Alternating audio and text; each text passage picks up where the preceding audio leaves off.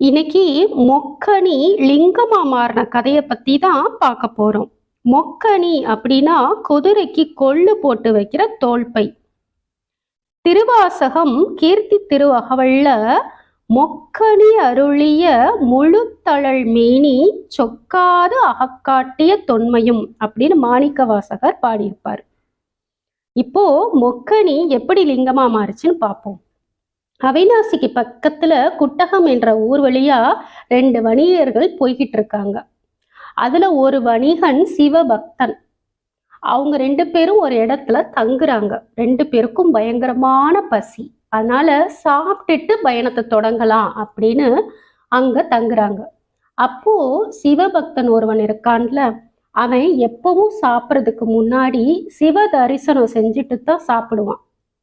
அதனால அவன் சொல்றான், நான் பக்கத்துல ஏதாச்சும் சிவன் கோயில் இருக்கான்னு பார்த்துட்டு வரேன் அப்படின்னு சொல்லிட்டு போயிடுறான்.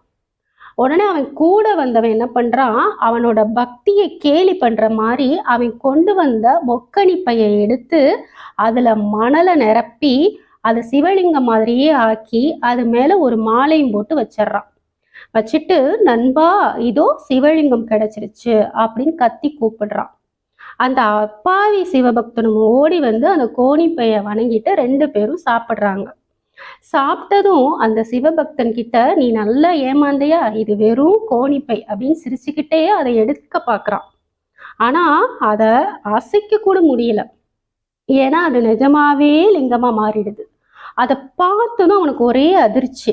இந்த லிங்கம்தான் இன்னைக்கு கோயம்புத்தூர்ல மொக்காணீச்சுரம் என்ற திருக்கோவிலா இன்னும் இருக்கு. இப்படி சிவபெருமான் வணிகன் ஒருவனின் பக்திக்காக நெருப்பு மாதிரி இருக்கிற அவரோட திருமேனிய கொள்ளுப்பையில அடக்கி உண்மை அழகை வெளிக்காட்டிய பழமையானன்.